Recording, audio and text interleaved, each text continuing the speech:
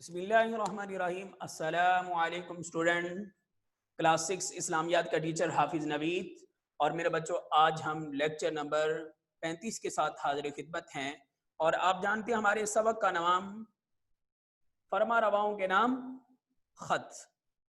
جو نبی پاک صلی اللہ علیہ وسلم نے خطوط فرما بادشاہوں کو بھیجے تھے وہ ہم پڑھنے جا رہے ہیں۔ تو میرے بچوں، آج ہم کوسچن نمبر 3 اور 4 پڑھیں گے۔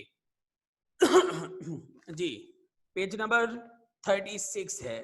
حبشہ کے بادشاہ اور والی مصر نے آپ صلی اللہ علیہ وسلم کے خطوط پر کس قسم کے جواب دیے؟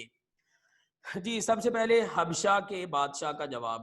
حبشہ کے بادشاہ نجاشی نے رسول پاک صلی اللہ علیہ وسلم کا نامہ مبارک پڑھ کر خط کو چوم کر آنکھوں سے لگایا۔ اس کے بعد حضرت جعفر بن ابی طالب کو بلایا اور اسلام میں داخل ہونے کا اعلان کر دیا۔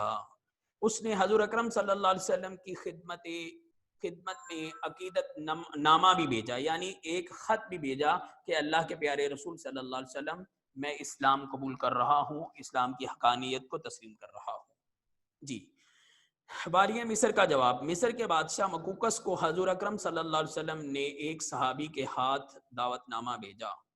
اس نے صحابی کی عزت و تعظیم کی، عزت و احترام سے انہیں مہمان رکھا۔ حضور اکرم صلی اللہ علیہ وسلم کی خدمت اقدس میں قیمتی تحائف، غلام، کنیزیں اور خچر بھیجے۔ جی، کوسچن نمبر 3، شاہ ایران نے آپ صلی اللہ علیہ وسلم کے خط کو سن کر کیا رویہ اختیار کیا اور اس کا کیا نتیجہ برآمد ہوا؟ جی میرے بچوں، شاہ ایران کے نام خط حضور اکرم صلی اللہ علیہ وسلم کے ایلچی حضرت عبداللہ بن حذافہ لے کر گئے۔ جب اس نے دیکھا کہ نبی پاک صلی اللہ علیہ وسلم کا نام مبارک اس کے نام سے پہلے لکھا ہوا تھا تو اس نے خط کو پھاڑ کر ٹکڑے ٹکڑے کر دیا۔ جب حضور کرم صلی اللہ علیہ وسلم کو اس کی گستاخی کی خبر ہوئی تو آپ صلی اللہ علیہ وسلم کے وما ینطق عن الہوی ان هو الا وحی یوحی والے ہونٹ جو تھے وہ حرکت پذیر ہوئے۔ تو آپ نے فرمایا، جس کا ترجمہ کچھ یوں ہے، جیسے اس نے ہمارے خط کے ٹکڑے کیے، اللہ تعالیٰ نے اس کی سلطنت کے بھی ٹکڑے کر دیے۔ اس واقعے کے چند روز بعد اس کے اپنے بیٹے شیرویہ نے اسے قتل کر کے تخت پر قبضہ کر لیا۔